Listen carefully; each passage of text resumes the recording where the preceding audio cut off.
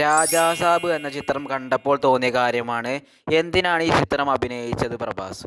കാരണം സിനിമകൾ കിട്ടാത്തത് കൊണ്ടൊന്നുമല്ല, കുറേ സിനിമകൾ കിട്ടുന്നുണ്ട്, അതും നല്ല സിനിമകൾ തന്നെയാണ് കിട്ടുന്നതും. പിന്നെ എന്തിനാണ് ഇങ്ങനത്തെ കോമാളി സിനിമകളിൽ തലവെച്ച് തൻ്റെ വില കളയുന്നതെന്നാണ് നമ്മൾ മനസ്സിലാക്കുന്നത്. കാരണം ഇന്ത്യയിലെ ബിഗ്ഗസ്റ്റ് സൂപ്പർ സ്റ്റാറിൽ ഒരാളാണ് പ്രഭാസ്. അപ്പോൾ ഇങ്ങനത്തെ ഒരു വലിയ സൂപ്പർ സ്റ്റാറൊക്കെ ഇങ്ങനത്തെ മൂഞ്ചിയ അപരാധം പിടിച്ച പടങ്ങളിൽ എന്തിനാണ് അഭിനയിക്കുന്നതെന്നാണ് മനസ്സിലാക്കുന്നത്. സിനിമ ഞാൻ മൊത്തം കണ്ടിട്ടും പോലുമില്ല. കാരണം മലയാളമാണ് ഞാൻ കണ്ടത്. മലയാളം പകുതി എത്തിയപ്പോഴത്തേക്കും, പകുതിൻ്റെ മുമ്പേ 15 മിനിറ്റൊക്കെ ആയപ്പോഴത്തേക്കും ഒന്നാമതായിട്ട് ഡബ്ബിങ് പോരാ, മലയാളം ഡബ്ബിങ്. അപ്പോൾ അതുകൊണ്ട് ഞാനത് ഫുള്ള് കണ്ടിട്ടും പോലുമില്ല. കാരണം കണ്ടു തീർക്കാനും പറ്റുന്നില്ല. കാരണം പ്രഭാസൊന്നും അഭിനയിച്ചിട്ട് പോലില്ല, ഫുള്ള് ഡ്യൂപ്പിട്ട് ഉണ്ടാക്കിയേക്കുകയാണ്. അപ്പോൾ എന്തിനാണ് ഇങ്ങനത്തെ സിനിമയിൽ തല വെച്ച് കൊടുക്കുന്നത്? കാരണം ആൾക്കാർക്ക് ട്രോളാനുള്ള കാര്യം മാത്രമാണ് ഈ സിനിമയിലുള്ളത്. കാരണം അറിയാലോ, ഇപ്പോൾ തന്നെ എല്ലായിടത്തും നല്ല രീതിയിൽ റോസ്റ്റും കാര്യങ്ങളൊക്കെ തന്നെ ഈ സിനിമയ്ക്ക് വരുന്നുണ്ട്. അപ്പോൾ ഇനി ഈ റോസ്റ്റും ട്രോളൊക്കെ നിൽക്കണമെങ്കിൽ അടുത്ത സിനിമ ഇറങ്ങണം. അപ്പോൾ ഇനി പ്രഭാസിൻ്റെ അടുത്ത സിനിമ ഇറങ്ങാൻ പോകുന്നത് തന്നെ 2027 മാർച്ച് 5-ാം തീയതി. അത് സ്പിരിറ്റാണ്. അത് നല്ല രീതിയിൽ വരുമെന്ന് നല്ല രീതിയിൽ പ്രതീക്ഷയുമുണ്ട്. അപ്പോൾ ആ സിനിമ വരികയാണെങ്കിൽ ഈ ട്രോളൊക്കെ നിൽക്കും, അത് വേറെ കാര്യം.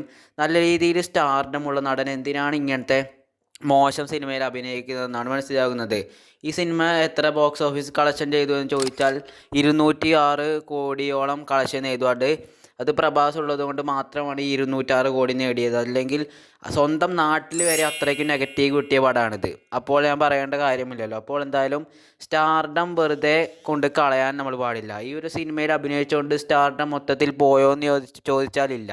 സ്റ്റാർഡം അങ്ങനെയൊന്നും പോകില്ല. എന്നാൽ പോലും സ്റ്റാർഡം കളയാനുള്ള കാരണം നമ്മൾ തന്നെ ഉണ്ടാക്കി കൊടുക്കരുത്, അതാണ് ഞാൻ പറഞ്ഞത്. അപ്പോൾ എന്തായാലും ഈ പ്രഭാസ് എന്ന് പറയുന്നത് വെറുതെ കോമാളി രീതിയിൽ അഭിനയിച്ച് തൻ്റെ സ്റ്റാർഡം കളയാൻ ശ്രമിക്കരുത്.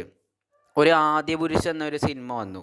ആ സിനിമ വന്നപ്പോൾ ട്രോളും റോസ്റ്റും അങ്ങനെയൊക്കെ നിൽക്കുന്ന സമയത്ത്, പിന്നെ അങ്ങനെ നിൽക്കുന്ന സമയത്താണ് പിന്നെ സെലാർ ഇറങ്ങി ആ സ്റ്റാർഡം പിന്നെയും തിരിച്ചു പിടിച്ച് റോസ്റ്റ് ചെയ്യുന്നവർക്കും ട്രോൾ ചെയ്യുന്നവർക്കൊക്കെ ഒരു മറുപടി നടത്തിയത് സെലാറാണ്. അപ്പോൾ അങ്ങനെ ഇരിക്കുമ്പോഴാണ് പിന്നെ കലിക്കി ഇറങ്ങി രണ്ടാമത്തെ ബാക്ക് ടു ബാക്ക് 1000 കോടി അടിച്ച് പിന്നെയും സ്റ്റാർഡം പീക്കിലെത്തിച്ചിട്ട് നിൽക്കുകയാണ്. അപ്പോൾ അങ്ങനെ ഈ പീക്കിലെത്തിച്ച് നിൽക്കുന്ന സമയത്താണ് ഇതാ ഇപ്പോൾ രാജാസാബ് കൊണ്ടിറക്കിയത്.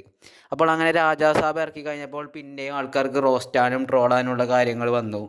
അപ്പോൾ ഇനി ഇത് മാറണമെങ്കിൽ 2027 മാർച്ച് 5 വരെ കാത്തു നിൽക്കണം. സ്പിരിറ്റ് അത് സന്ദീപ് റെഡ്ഡി വാങ്ങിയുടെ സാധനമാണ്. നല്ല രീതിയിൽ പ്രതീക്ഷയുമുണ്ട്. പിന്നെ കൽക്കി 2 അത് പിന്നെ പറയേണ്ട ആവശ്യമില്ല. അത് മിക്കവാറും 2000 കോടി ആയിരിക്കും. ഇന്ത്യയിലെ രണ്ടാമത്തെ 2000 കോടി ആകാനൊക്കെ ഉള്ള നല്ല രീതിയിൽ സാധ്യത ആ സിനിമയ്ക്കുണ്ട്.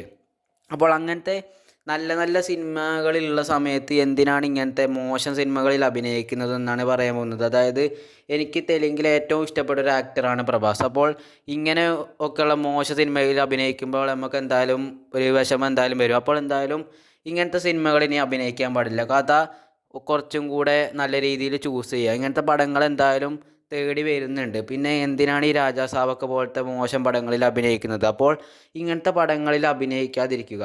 പിന്നെ നല്ല നല്ല രീതിയിൽ നല്ല സിനിമകളൊക്കെ ചെയ്യുക. അപ്പോൾ എന്തായാലും നല്ല സിനിമകൾ ചെയ്യാനറിയും, അഭിനയിക്കാൻ അറിയാത്ത പ്രശ്നമൊന്നുമില്ലല്ലോ. നല്ല രീതിയിൽ അഭിനയിക്കാനൊക്കെ അറിയുന്ന ഒരു ആക്ടറുമാണ്. അപ്പോൾ എന്തായാലും സ്റ്റോറി നമ്മൾ നോക്കുമ്പോൾ നല്ല രീതിയിൽ നോക്കണം. ഇതിൻ്റെ കഥ കേട്ടാൽ തന്നെ നമുക്ക് അഭിനയിക്കാൻ തോന്നൂല.